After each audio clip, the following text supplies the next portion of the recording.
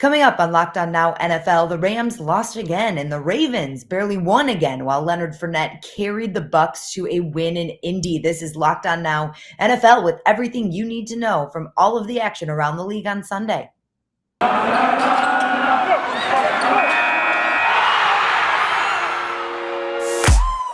The biggest games, the best performances, expert analysis. You are Locked On Now.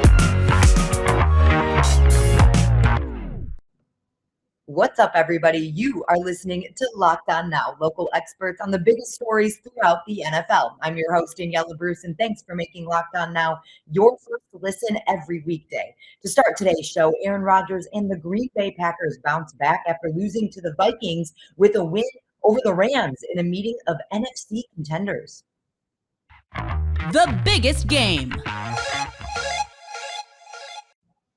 The Los Angeles Rams lost their third in a row yesterday, and while it's not easy for any team to go into Green Bay and beat the Packers, who are coming off a loss, our Locked On Rams host tells us it was more of the same struggles in loss number 3 that have people wondering if LA is a legit Super Bowl contender.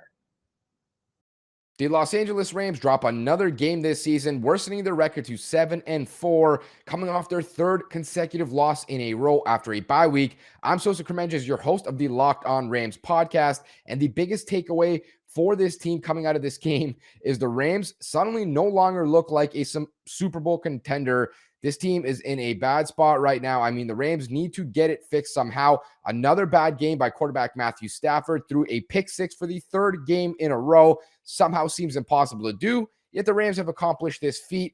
The offense in general cannot stay on the field, cannot sustain drives, and the defense nearly giving up a 40-burger in this game. Pass rush, non-existent, not good for a team that just traded a second and third round pick for a guy like Von Miller. The Rams now in a bad spot, 2.5 games back for the division lead against the Arizona Cardinals. Almost lock in that 5th seed for the Rams at best in this scenario. The Rams really in a bad spot right now. There's a lot of question marks about this team, from the coaching staff to the offense to the defense. And don't even get me started on the special teams. They might be the worst unit in football. Another brutal performance for those guys. The Rams now preparing for a battle against the Jacksonville Jaguars.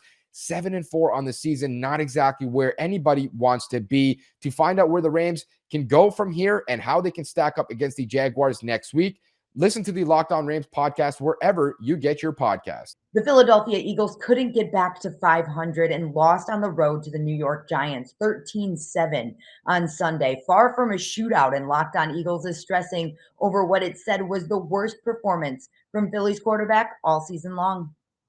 Gino Camilleri here, host of the Locked On Eagles podcast, to bring you the recap of the Eagles' disappointing defeat at the hands of the New York Giants in the Meadowlands, 13-7. All in all, it was a bad day for the offense. Jalen Hurts with his worst offensive performance, throwing 3 interceptions on the day. Nick Sirianni did not get things going in a good direction right off the bat. It seemed to be a little too pass heavy, falling back on their ways from earlier in the year. When it came down to it, this team shot themselves in the foot way too many times. Right before halftime, they had a missed touchdown to Greg Ward, a holding call on a Boston Scott running touchdown. And at the end of the game, Boston Scott had a big fumble, which was uncharacteristic of a guy who has been the giant killer. Jalen Reagor with 2 bad drops at the end of the game to lose this game for the Philadelphia Eagles. We try and see this team get back on track with the game against the New York Jets next week. Still a game out of the wild card. The Eagles have a chance to get back on track next week, but right now things did not go well in the Meadowlands today. I'm Gino Camilleri, host of the Locked On Eagles podcast. Coming up next, Leonard Fournette carried the BUCS to a win on the road, and the Patriots won their 6th straight. You are listening to Locked On Now NFL. It's football season, everybody, and nothing goes better with football than betting. BetOnline has you covered all holiday season with more props, odds, and lines than ever before. BetOnline remains your number one spot for all sports action. Head to our new updated desktop or mobile website to sign up and receive your 50% welcome bonus. You can use the promo code LOCKEDON to receive your bonus. And it's not just football. BetOnline has pro and college hoops, NHL, boxing, UFC, and even your favorite Vegas casino games. Don't wait to take advantage of all of the amazing offers available for the 2021 season. BetOnline is the fastest and easiest way to bet all of your favorite sports. Welcome back to Locked On Now NFL. I'm Daniella Bruce, and this is your recap of everything that happened yesterday in the NFL with updates from our local experts across the country. Leonard Fournette carried the Tampa Bay Buccaneers to a win by carrying the ball into the end zone 4 times yesterday. The best performance. Hold up. Jonathan Taylor had been the NFL's best running back heading into Sunday, but he got contained and upstaged. Tampa held Taylor to less than 100 yards, while the BUCS' Leonard Fournette clocked in with the best performance of the day. Tampa outscored Indianapolis, and our Locked On BUCS host watch it all unfold. James Yarko here from the Locked On BUCS podcast, talking about the Buccaneers' 38-31 victory over the Indianapolis Colts. Leonard Fournette, 100 yards, 4 touchdowns. In Lucas Oil, we had Lucas Oil Lenny today.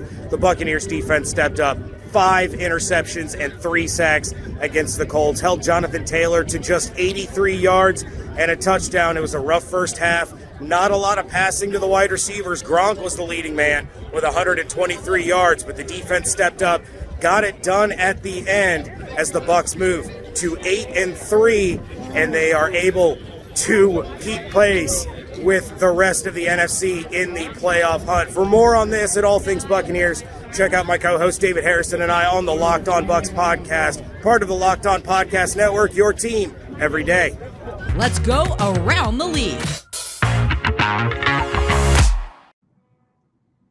Cordell Patterson must have had something bottled up in him after missing the Atlanta Falcons game last week, because he exploded when he got back on the field on Sunday. The gadget player worked primarily as a running back today with more than 100 yards on the ground and a pair of scores. Our Locked On Falcons host explains how Atlanta came away with the W. Falcons and Cordero Patterson take care of business in Jacksonville with a win. I'm Aaron Freeman with Locked On Falcons. The Falcons welcome back their offensive weapon in Cordero Patterson in their 21-14 win over the Jaguars after he missed their Thursday night loss to the Patriots a week ago. Patterson proceeded to put up career highs of 108 rushing yards as well as 2 rushing touchdowns. The Falcons continue the pattern that we've seen throughout the season, beating up on a bad team like the Jaguars and also letting that bad team get back into the game after building up an early lead, which they did on Sunday after building a 21-3 lead midway through the third quarter before the Jaguars were able to cut that lead with a chance to tie late in the fourth. But a win is a win. And at this point in time, whether it's ugly or against lesser competitions, beggars can't be choosers, and the Falcons win still counts the same in the win column. For more of this Falcons win, follow Locked On Falcons, part of the Locked On Podcast Network, your team every day. The Jacksonville Jaguars fell behind early in this one and didn't have enough time to complete the late comeback. Locked On Jags tells you why Jacksonville came out flat and hasn't been able to string together good games this season. Hey, this is Tony Wiggins with Locked On Jaguars with my takeaways from today's loss to the Atlanta Falcons. 21-14 was the score. The Jaguars rallied to try to get the thing close and get within 1 score in the second half. But primarily, man, they just didn't look good when the game started. They seemed like they were flat, didn't execute very well offensively, and they continue to have disciplinary and dumb issues that allowed the Falcons to continue to matriculate the ball down the field and keep drives going. It's not about who the Jaguars are. It's about who they aren't. And who they aren't is a better team than we expected to be at this point. They're not much better than the team that won 1 game last year. And that was a first-year team with a rebuilding head coach, very similar to the Houston situation, and they lost this game today. 21-14, Jacksonville falls. The New England Patriots took care of the Tennessee Titans in a game that was closer than the score indicated. The Pats won by 26, but that came in part because of a bunch of Titans turnovers, as our Locked On Titans host breaks down further. Tyler Rowland here, host of the Locked On Titans podcast, with my instant reaction to the Tennessee Titans' 36-19 loss to the New England Patriots.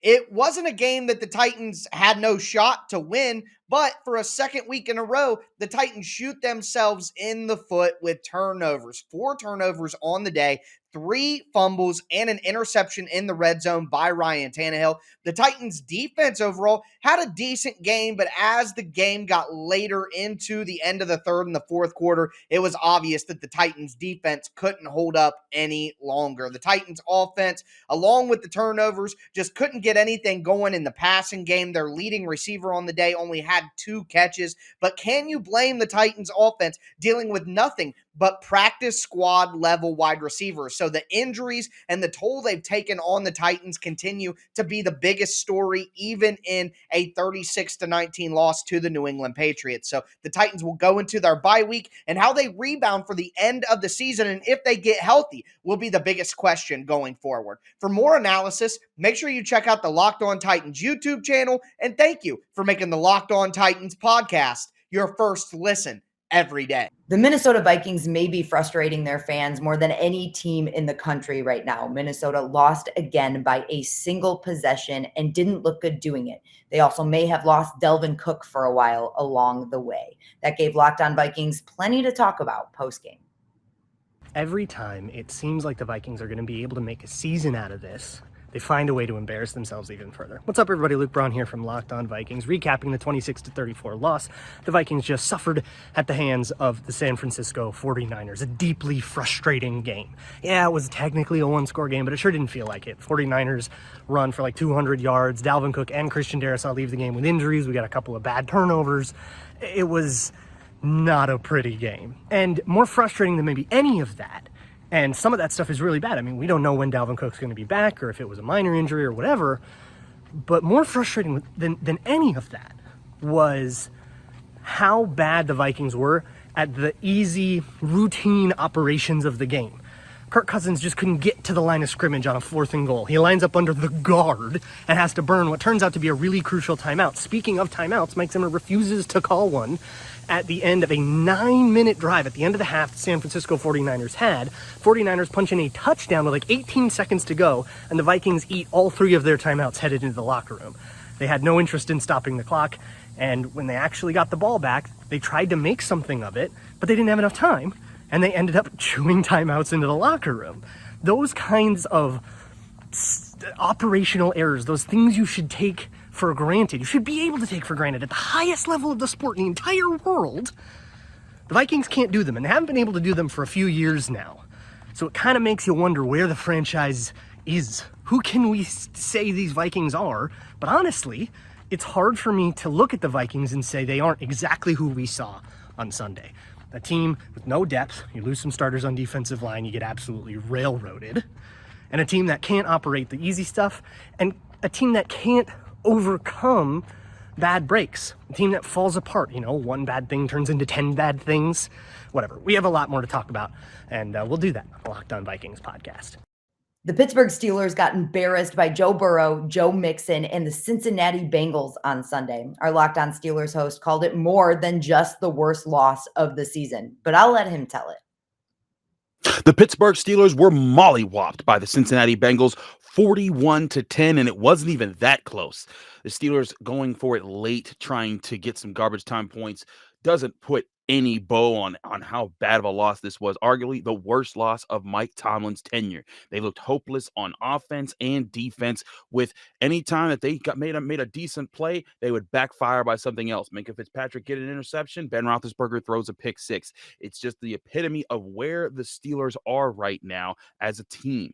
They haven't been able to find any consistency on the ground game with the offensive line that's continued to fade as injuries pile up there. Ben Roethlisberger continuing to show his mortality and age as he plays along, throwing 2 interceptions in this game, burying a team as the defense continues to find no answers for their problems up front. They allowed Joe Mixon to run for 165 yards and 2 touchdowns, running right through this defensive line. Cam Hayward, TJ Watt, Alex Highsmith all played in this game, and it still didn't matter. Yes, Stephon Tuitt is out Tyson Alualu is out, Carlos Davis is out, and they're down several guys there. But they needed to find answers, and they still haven't found them. Too many questions for the Steelers right now as they're sitting at 5-5-1 at the bottom of the AFC North. I'm Chris Carter of the Locked On Steelers podcast. We're going to break more than that down in Monday's episode.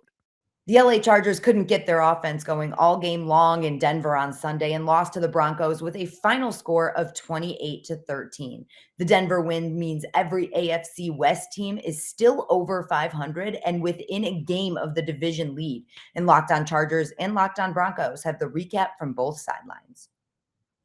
The Chargers dropped their first AFC West game of the year, losing to the Denver Broncos 28-13. This is David Drogemeyer of the Locked On Chargers podcast, and your biggest takeaways in this game is, on offense, the Chargers struggled to get things going for much of this game. They didn't get their first touchdown until 2 minutes before halftime, where you have Justin Herbert hitting Austin Eckler for a 12-yard touchdown off of an interception by Derwin James, which was a phenomenal play. At that point, the Chargers didn't have much going for them on either side of the ball. That gave new life. Unfortunately, the Chargers weren't unable to capitalize on that. The Chargers also had a lot of trouble on third downs. Their average yards to go was over 7. On defense, a lot of missed tackles, a lot of poor efforts on tackling as well, which allowed the Broncos to have a lot of explosive plays. And the Broncos were able to run the ball very, very effectively. They ran for over 140 yards and 2 touchdowns. Bad loss for the Chargers, but no rest for the weary or the wicked as they have to go against the Cincinnati Bengals next week. And that's a wrap for us today. Thank you for making Locked On Now your first listen every day. For more on the National Football League, make your second listen Locked On NFL, and make sure you tune in to your team's local Locked On podcast. I'm Daniella Bruce, and this has been Locked On Now.